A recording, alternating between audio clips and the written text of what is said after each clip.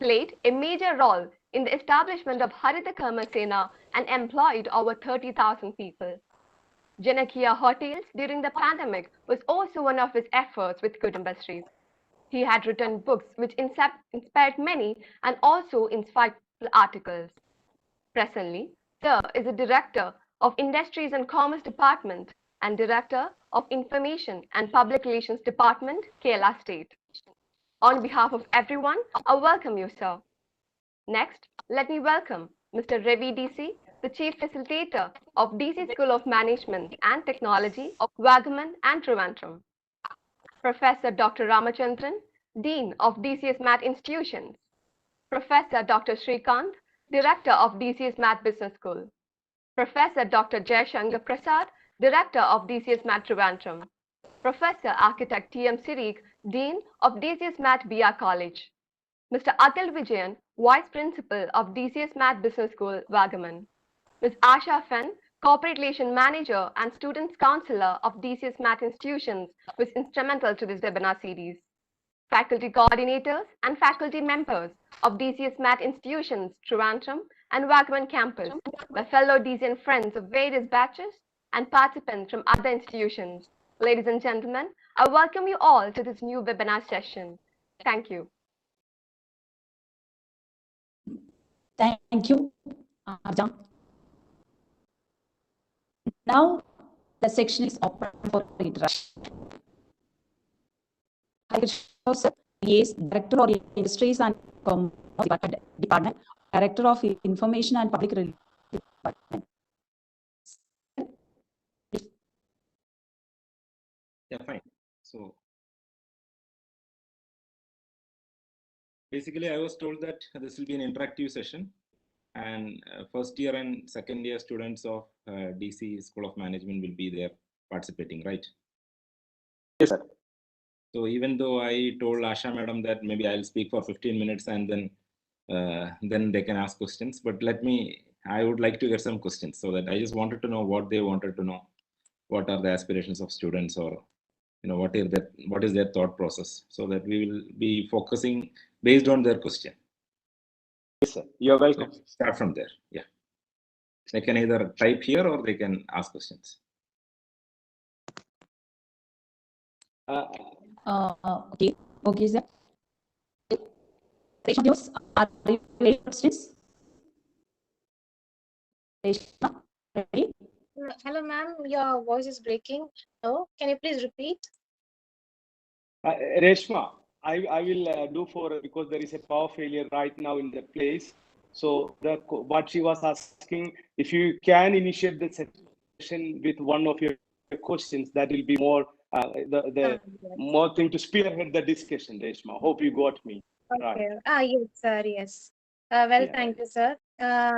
Harikishore, sir. Well, what I want to know is, like, we know that you were the university topper during the 2002 batch from Kanu University, and you did your bachelor's in mechanical engineering. Also, you are a meritorious student from IIT Kanpur. So you actually chose mechanical engineering as your bachelor's and proceeded with that. And then later on, you chose an entirely different path.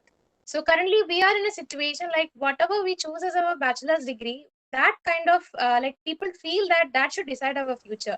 But you totally showed that even if we are taking one path, we can make a different diversion and achieve and reach great heights.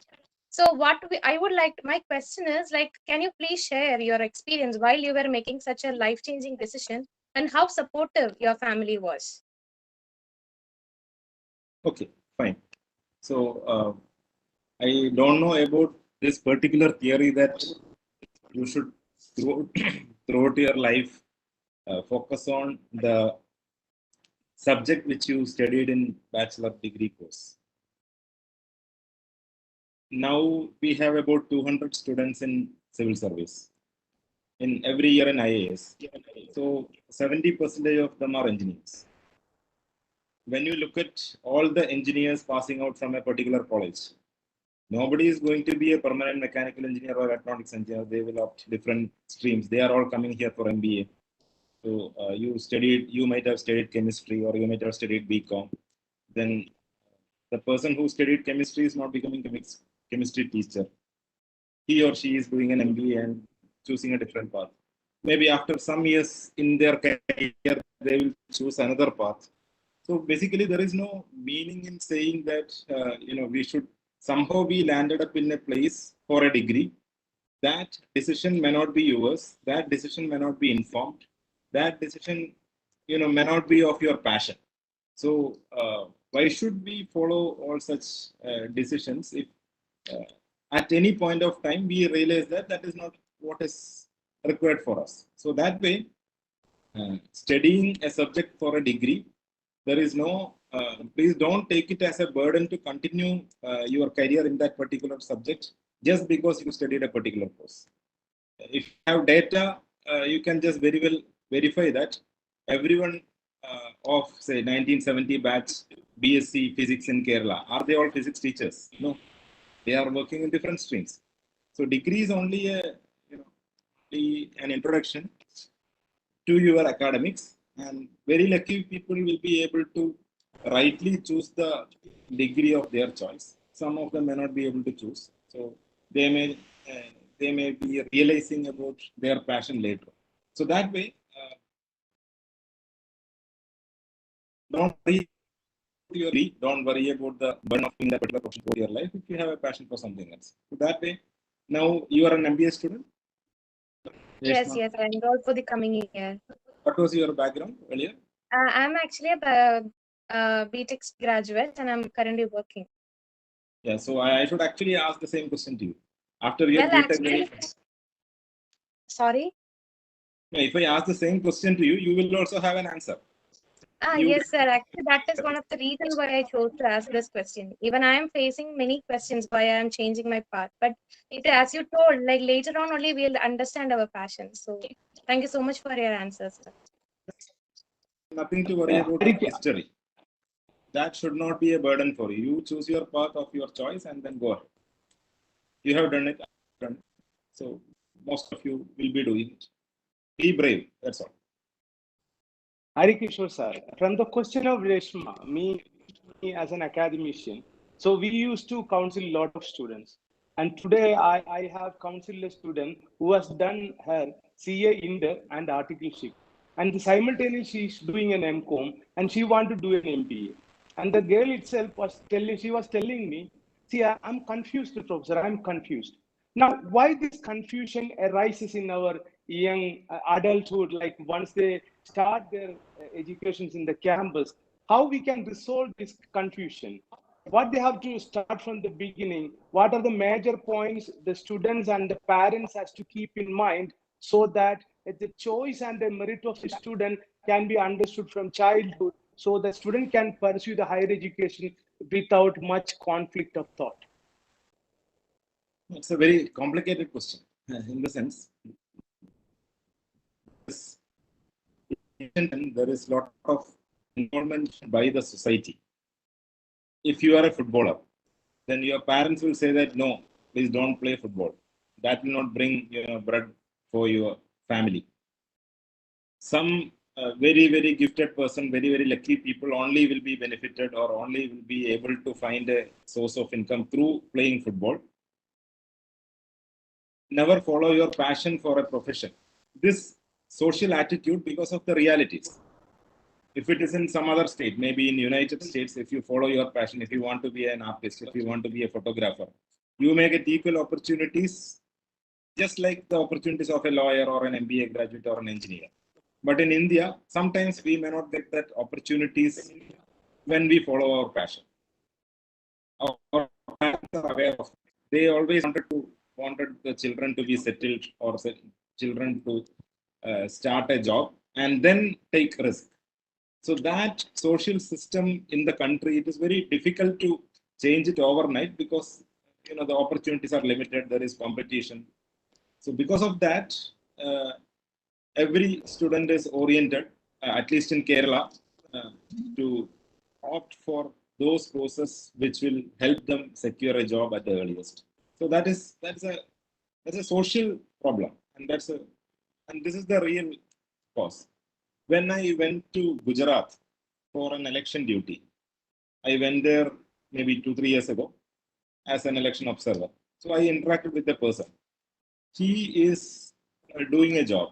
So I asked him, what is your degree? He told, there is no degree. I did my +2. And after +2, I am working.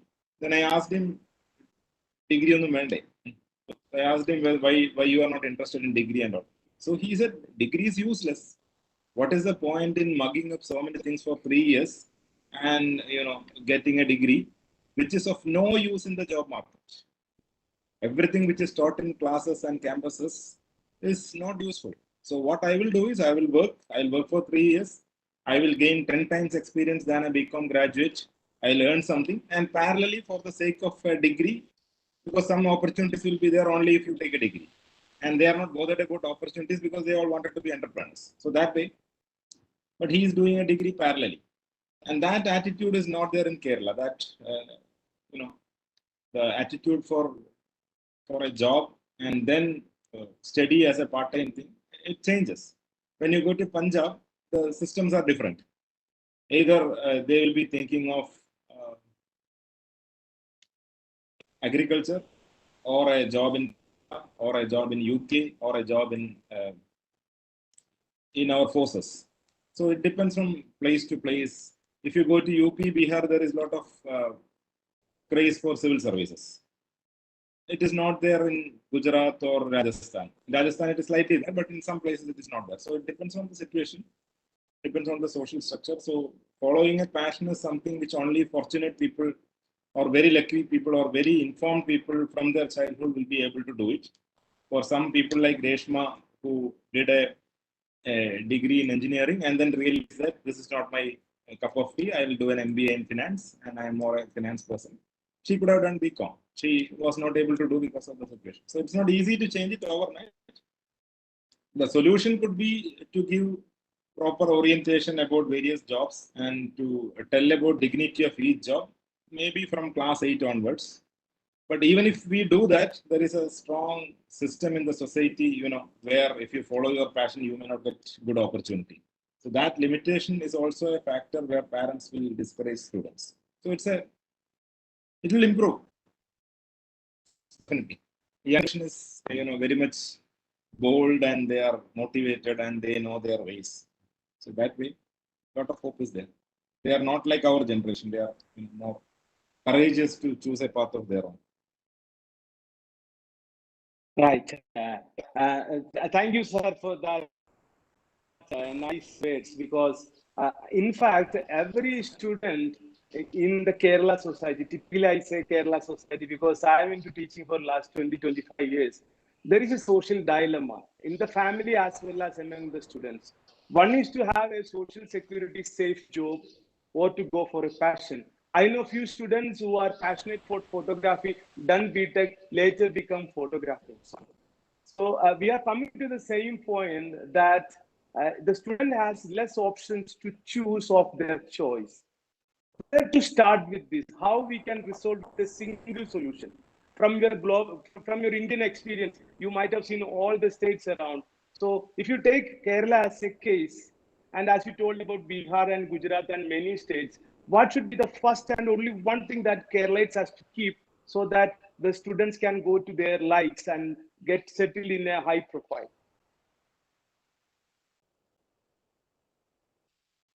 The one thing will be to empower teachers.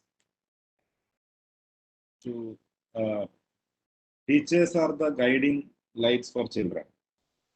So all the teachers should be encouraged to advise the children to follow their passion, or a system wherein teachers will be able to inform the students that there is dignity in each job. You are talented for this job, so you follow this job. You have seen them, maybe most of them are a younger generation. So there is a Malayalam movie called Kumbalangi Nights.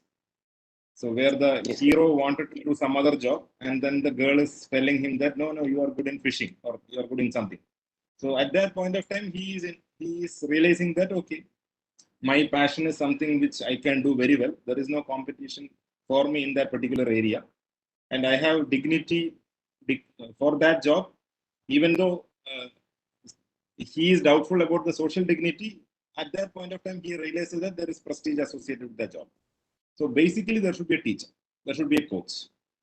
It could be, you. It could be you if the student lands up in this college without with confusions. It could be a high school teacher if the student in high school is to be oriented. So that way, teachers, should guide them. So that could be one solution. Thank you for that wise words. I think Reshma has to ask one question. I can see tipping on her face. Reshma, just come with your question related to this. No, sir. Actually, I was like, as I told, even I get a lot of questions like, why being a BTech graduate now, I'm like planning to entirely change my career.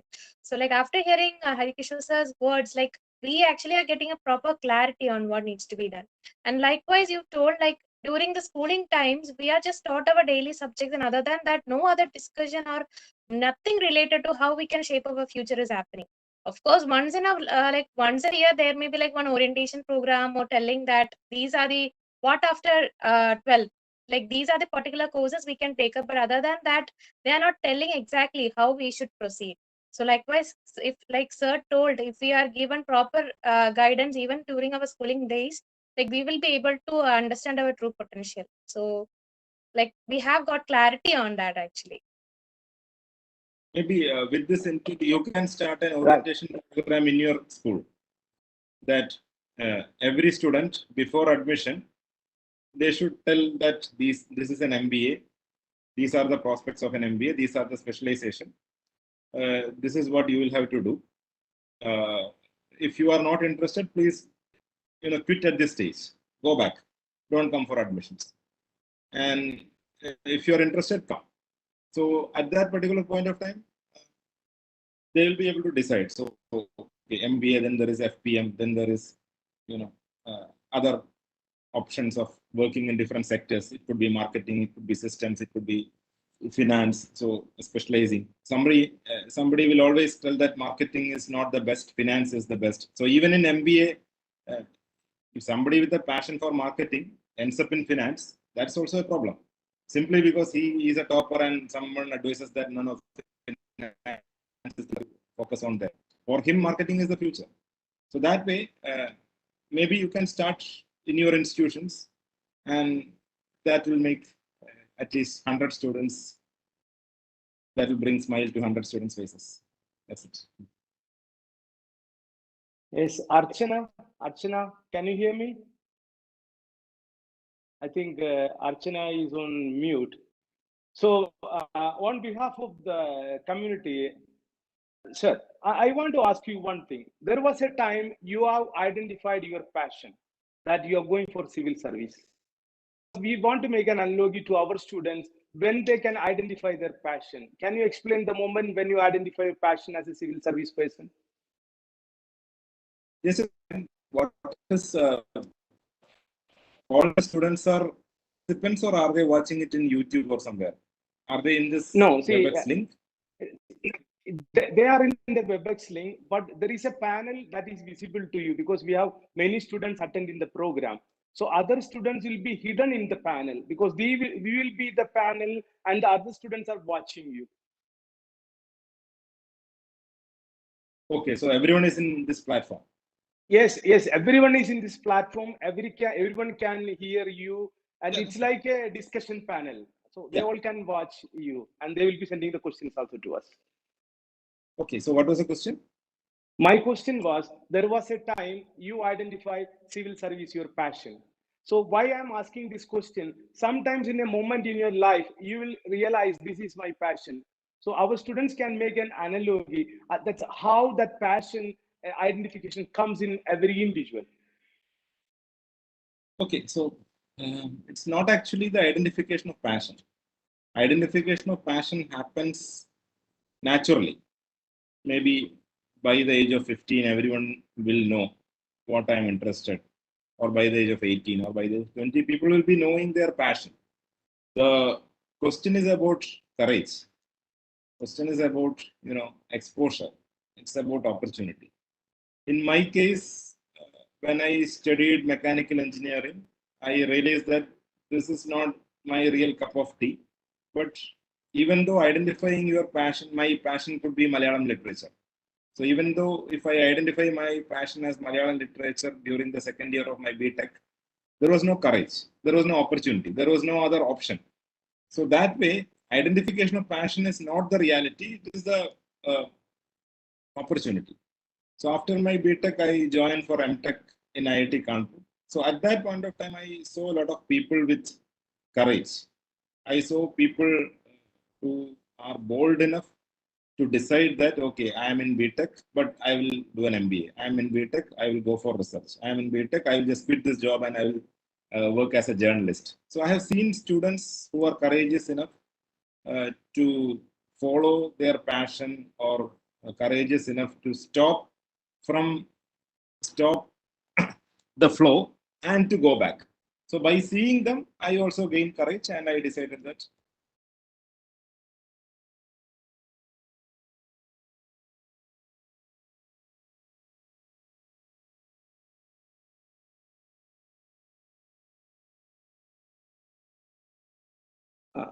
I think some connection is lost. Hari sir?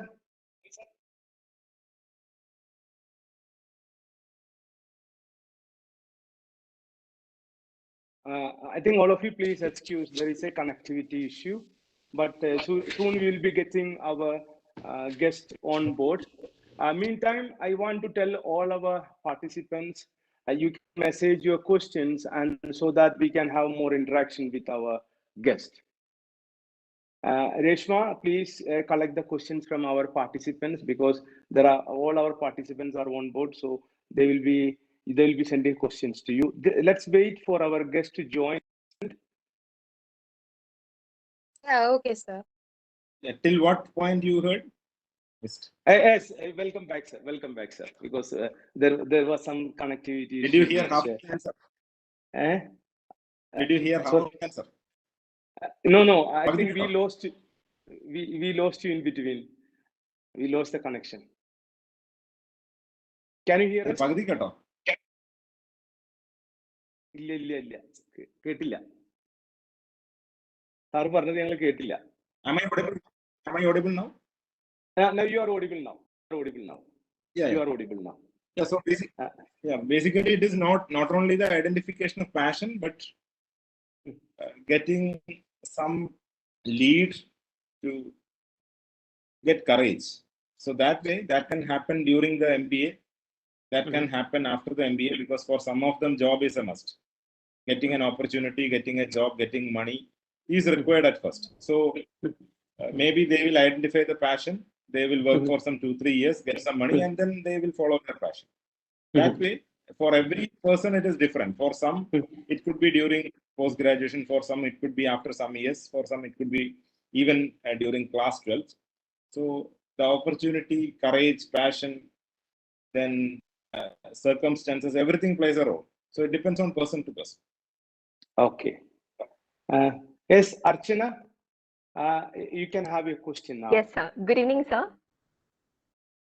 Sir, actually, whenever I think about this IAS, IPS, or any kind of civil service exam, when I say to my parents too, the first thing that they say are the struggles.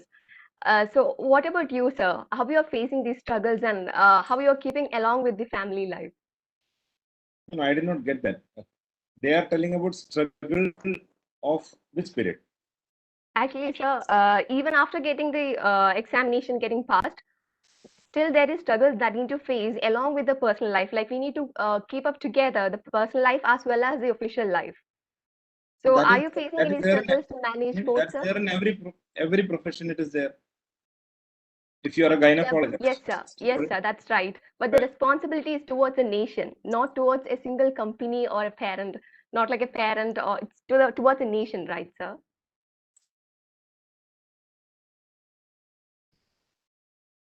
Yeah, maybe I'll answer like this. Okay, sir. Every job is a responsibility. It's a responsibility to a society. If you are a teacher, it's a huge responsibility. If something goes wrong for a doctor, then only one patient suffers. For his or her family, it's a big suffering. And if something goes wrong with the teacher, then the entire generation suffers. I hope you heard about this. So that way, every job in the world is a responsibility. If you are in the job of washing clothes, then you may be washing clothes which is very precious. You are supposed to be very careful. So that way, every job is a responsibility, and you have to be focused. You have to be careful. Now, regarding public policy, you are speaking about public policy. Civil service is more into public policy, and the impact for the society is very high. There are many job roles. It's not a job. There are many services or volunteerships where there are even bigger social services. Like you think of a politician. For him or her, it's a 24-hour devotion. For a social worker, throughout their life, throughout their career, they have to struggle. In civil service, there is stability of job. That will bring you a lot of security. In civil service, there is a lot of prestige and social respect for the job. So that will give you a lot of satisfaction. Then there is a lot of job satisfaction where you are able to make a difference to the society. So that way, and parallelly on the other side, yes, there could be struggles. There could be a lot of personal difficulties. And on the other side, there is some opportunity. So this balance is not 50-50 in all the jobs. In jobs where the opportunity and the satisfaction is more, the struggle is also more. So that way, if you want to be a clerk in government service, it's a good job. If you want to be a clerk, it's a you go to office or clerk or any job from 10 to 5. If you do that, yes, 10 to 5 you work. Then after that particular time, you can focus on your family. That way, since the responsibility is slightly less, you get more time. But that is only in Indian situation. If you go to any country abroad, if you go to Germany, what is the situation? If you work overtime, then your supervisor is questioned. If you work extra time, then your supervisor is fined. So there, the emphasis is on work-life balance. There is a social system for work-life balance, which is slightly not there in our country. But don't worry about the struggles and all now. It's a personal thing. It's your satisfaction. You will be able to manage everything. So tell your parents that I'm willing for struggle and I'll manage. That will make me a better person, and that will bring the best out of me. You can just try to convince them. Okay, sir. Thank you. Right, sir. We all are into business. We all are into business management. And when we do business management, we all face a challenge like how to interact with the bureaucracy, like the government system, because this is a major problem. Most of the students are not taught in the B schools. And it is also not included in the B schools, like how to interact with the government system. So what will be your experience that you can deliver to the management students to interact with the government system? What is the best way forwards? The main points you have to keep in mind when you interact with the government system while doing your business. Is it required? I don't think it is that much required, because business system, you will either do a job, become an entrepreneur, or work for a company. More than 90% of the students who are graduating from business schools are into either of this. There are not much job roles where interaction with government is there.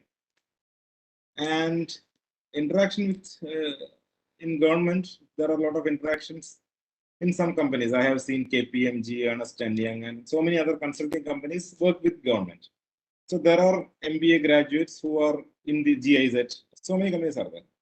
So there are MBA graduates in these companies who learned about licensing with the government, and they are doing well.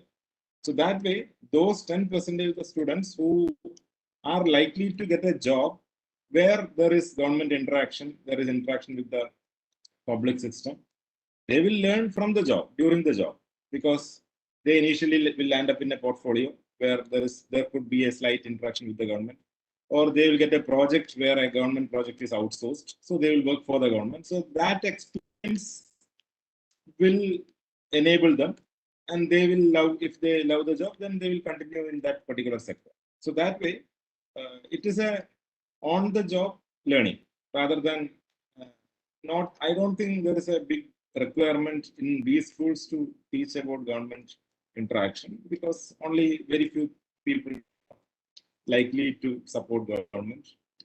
If the number increases, of course, a module will come, I'm sure. Okay. Now, Archana, have you received other question?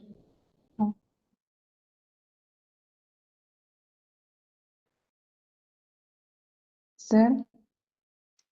Yes, Renuka, miss, please. Okay. I have a doubt, sir. Do you think the fast movement of information and communication replacing the present education completely? At the same time, the another question is, pandemic situation can the growth and development of economy by the support of information technology?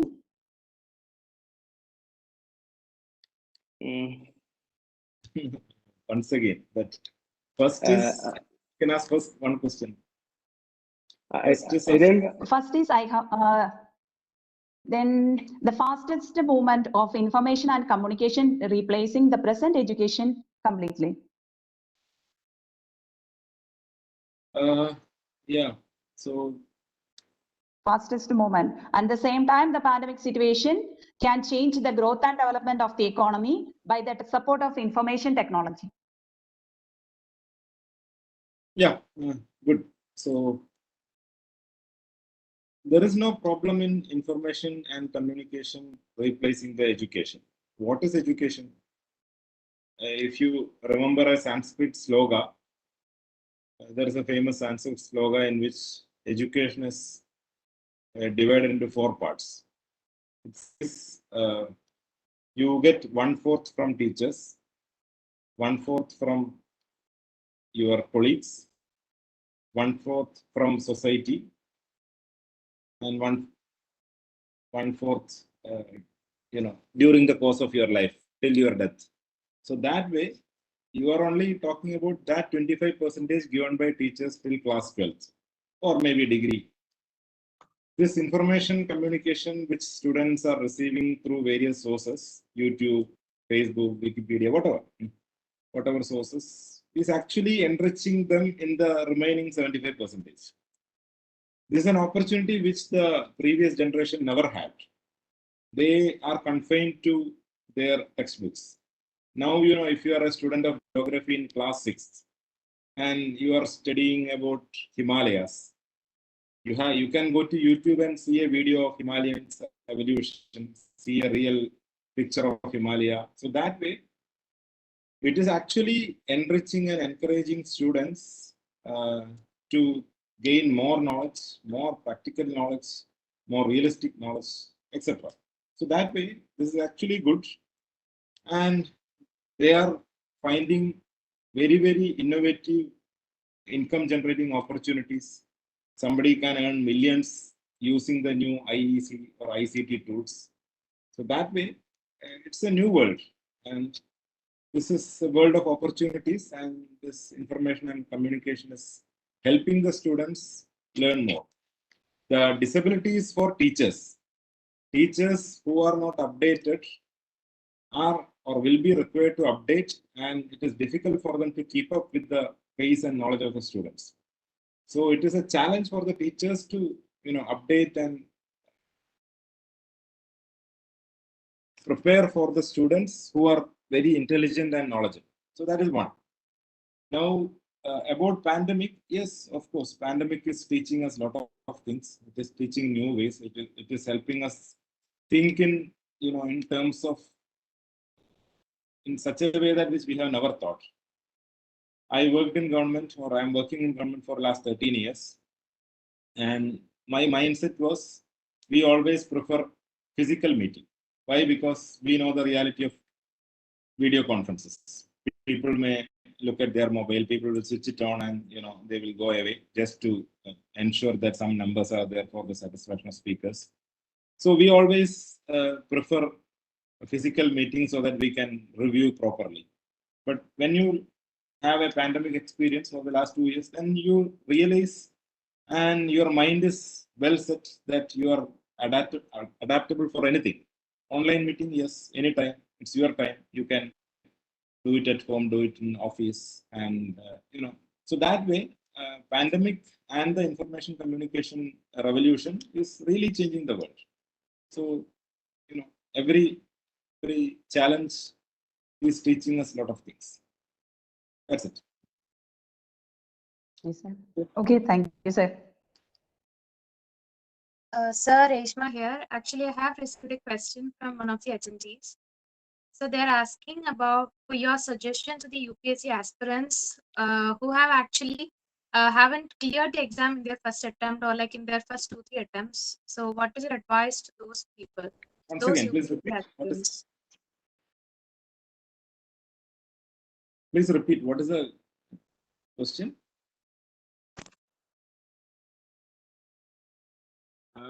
Reshma, Hello, sir, are you able to hear me? Yeah. What was the question? Yeah, UPSC? sir, I have received I have received a question from one of the attendees. Like they are asking, what is your suggestion? Like what is your advice to the UPSC aspirants who have actually haven't been able to crack the exam in their first 2-3 attempts? So they are still on the process. So what is your advice for them? Okay. So there is no general advice. It's a personal choice. It's an exam where every person should know about themselves, know their personal difficulties and priorities, know their capacity, and they have to take a decision on their own. Yesterday, I have seen a girl. I met her who cleared UPSC in her 5th attempt. So I asked her, why you waited for 5 attempts? So her answer was, I know that I will be able to clear this exam and I wanted to clear this exam. And I know that I have the capacity, but my methodology was wrong. So that was the reason for my failure. So I reached interview 2 times, then I got good marks. So there was some gap which I managed. So she was confident that, and she was very passionate that she should join. But if somebody, thinks that, okay, after 2 attempts, no, I may not have that much freedom to devote another 2 years full time for this, I should look for another opportunity, then they will quit and they will go away. Or somebody will decide that, okay, now I cannot do it full time. Let me take a job. Let me try after 4 years by studying while working, because that is my personal choice. So that way, it is actually a personal question. There is no universal solution to it. The person will have to decide depending on his or her priorities, perspectives, and passion, whatever. right, Asha, do you have some question to the guest? Hello, Asha, can you hear me? Archa. Sorry, it's Archa. Sorry. Okay, Deepti Miss, have you received some questions from the attendees? Right, sure. Okay. I received. Thank you. I received a question. Deepti Miss, are you going to ask a question? I think she's not getting connected. Yeah, sir, Reshma here. I do have one more question. Another question, Yes. sir. Please, you may proceed first. No. Reshma, you start. You start, please. Yeah. Actually, Hari sir, actually, I wanted to ask, like, we came across the fact that you are an active advocate of women empowerment. So you are actually making many tireless efforts to make it into action rather than keeping it in your words. So we would like to know, like, what is your vision when it comes to women empowerment? Give me a minute. Okay, sir.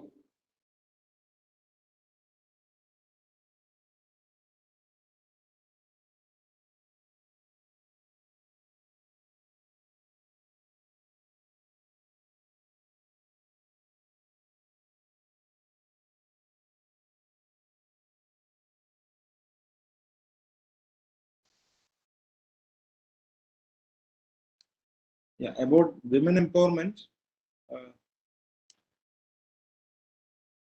actually my job for the last 5 years. I was Executive Director of Food Industry, Kerala's Poverty Eradication, Livelihood and Women Empowerment Mission. So as a part of the job,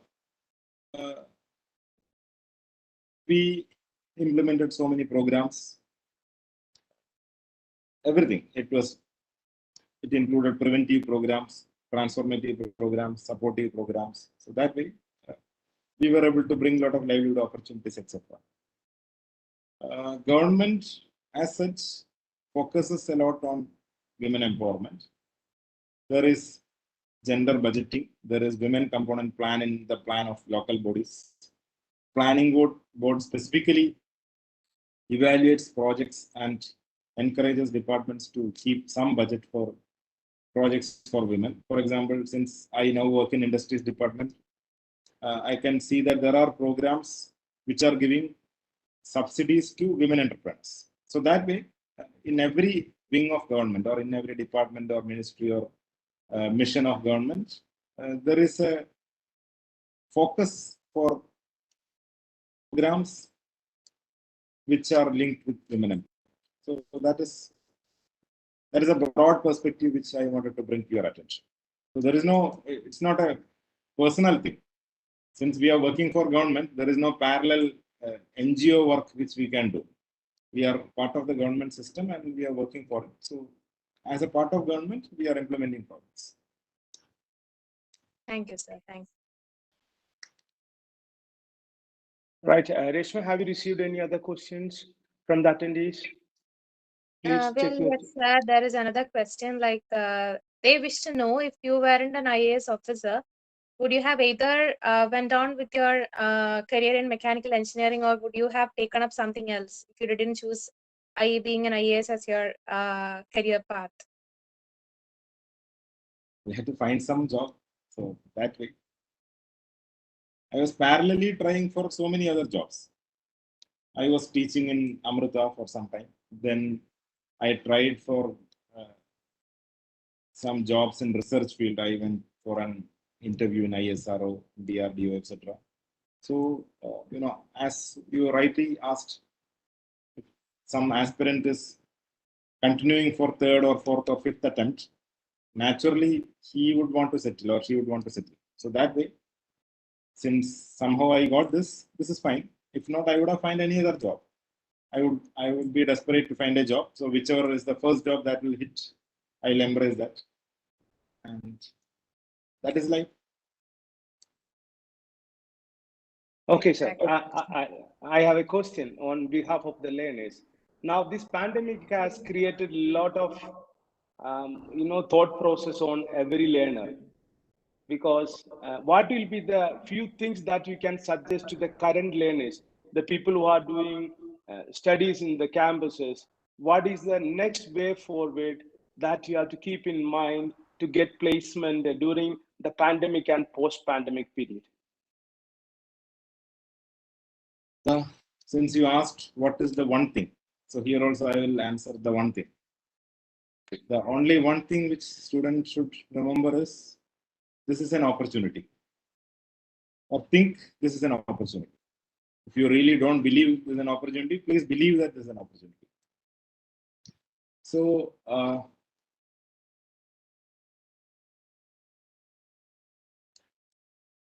this is an opportunity where you miss something. This is a case where you miss something, but you also gain a lot of other things. You may miss campus life for 2 years. It's very difficult. It's very tough. But at the same time, you also get the opportunity to learn so many other things because you are more used to online system. So all those students who are confident and courageous, and all those students who decided to learn, if they got enough time, they got enough opportunity during pandemic. I read newspaper reports where somebody has completed 50 online courses. It is not the number, it is the knowledge which matters, of course. But people have taken it as an opportunity to study. I, on the other day, saw a person who learned how to play guitar during the pandemic. So for him, it was a passion for which he could not get time because of the commutation time, etc. So that way, and opportunities are never over or limited. There could be like opportunities are not there in one sector, but there could be double the number of opportunities in any other sector. So that way, number of jobs is not reduced. So the students, they have to adopt informed decision, and they have to believe in yourself, they have to believe in themselves, and they have to think that this is an opportunity. I have to face this, and I should not be pessimistic. Let me face this, and let me bring the best out of the situation. The same thing, if you fail, in class 12, what will you do? Life is not over. You will fight back, and you will get There is only better one grades. option. Again, you have to write. Again, you have to write the exams. And there only you failed. Here the entire world is failing, or it's a problem for every other person. So everyone is in the same level. So it is your framework of your mind that will bring success to you. All right, Reshma, have you received any other questions, Reshma? And the panelist, Dr. Renuka, have you received any questions? Sir, can you say which is the most vibrant area that can be influenced by information and communication technology? Sir, your point of view? Yeah, it is education. Nothing like. Am I audible? Yes, you are audible. You are audible. You are audible. Perfect. Yeah, the Yes. area is education. Nothing, in my opinion. Health is there, Okay. but in Okay, sir. health, because of ICT, because of you can do robotic surgeries, you can, but still the percentage of increase of or impact of education, information and communication is highest in education. Skilling. So that is my opinion. There are so many other sectors. Education, communication, and related areas are where the world is in your hands. Earlier it was not there. So that way you can learn from any person in any part of the world. You can learn about anything. You can view anything. Connectivity, education. Okay, thank you, sir. Just Thank look you at very much, WhatsApp, sir. Facebook, etc. When I was a student, there was no WhatsApp. Now the entire governance is and management is in WhatsApp. It's a big change. Yeah, that's it. Okay. Okay, thank you, sir. Okay, Reshma, any questions from the students, attendees?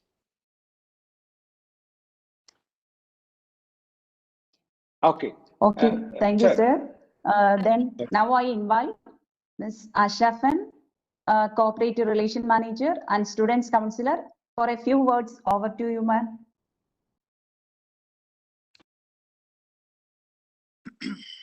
Good evening, Hari, and all others in the webinar. Hari, this is a personal note from a teacher to a student, happened to be your mentor for some time. And I always quote about you in my talks to the students, because, there is a word in Malayalam, we call it Gurutham. And you are one student who have got so much immense with you. And I can only tell you or tell the other children who are listening here, whatever Harikishore is today is because of his humility and also because of his Gurutham.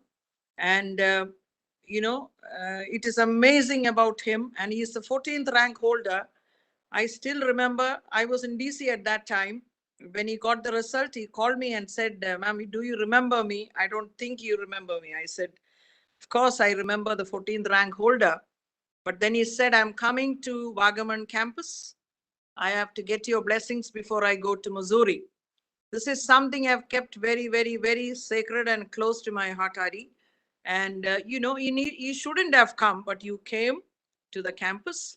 And in all humility, I am inviting you again when the pandemic is, the situations are normal. I really want my children to see a very humble student of mine over the years. And may I wish you the very best in all your endeavors. And children have to learn from people like you, as role models. And thank you so much for being there for the young generation. And let me wish on behalf of Devi DC and all our DC family the very best in your days to come. Thank you so much. Thank you, Yeah, ma'am. sure. Thank you. Thank you very much. Now I invite Sumit to propose the vote of thanks. Hello, ma'am. Am I audible? Yes, yes, you are. Yeah. A very good evening to one and all present here. I am Sumit A. It gives me an immense pleasure to deliver this vote of thanks for this event to all dignitaries assembled here. I would like to thank our honorable chief guest and resource person, Harikishore IAS, who honored this event with his inspirational thoughts and ideas. Thank you, sir. Thank you so much. I would like to thank our beloved chief facilitator, Sri Ravi DC, leading and inspiring us to conduct this webinar. Thank you, sir. Thereupon, let me thank respected Professor Dr. M. Ramachandran, Dean DC School of Management, Vagaman, Professor Sirek TM, Dean DC School of Architecture, Dr. Srikanth SV, Principal and Director of DC School of Management, Vagaman, Dr. Jayashankar Prasad, Dr. Director and Principal of DC School of Management, Trivandrum, Professor Akhil Vijayan, Vice Principal of DC School of Management, Vagaman. I thank for their enthusiastic support. I also thank Ms. Asha Fang, Corporate Relation Manager and Student Counselor of DC School of Management. Thank you, ma'am. Thank you so much. And a special thank to coordination team of Webinar 2.0, the energetic panelists and all the dignitaries with faculty members of DC family for organizing this webinar for us. Also, I would like to thank all the students and audience for participating here. Last but not least, beloved fellow DCNs for making this event a grand success. Once again, I thank one and all present here. Thank you. Thank you so much. Thank you, everybody. Thank you. Thank you all. Thank you. Yeah. So thank you, sir. And we can. The program is over. Isn't that so, ma'am? The program Yeah, is over. sure. Thank you, sir. Thanks for your nice Thank you, words. Hari. Thank you very much.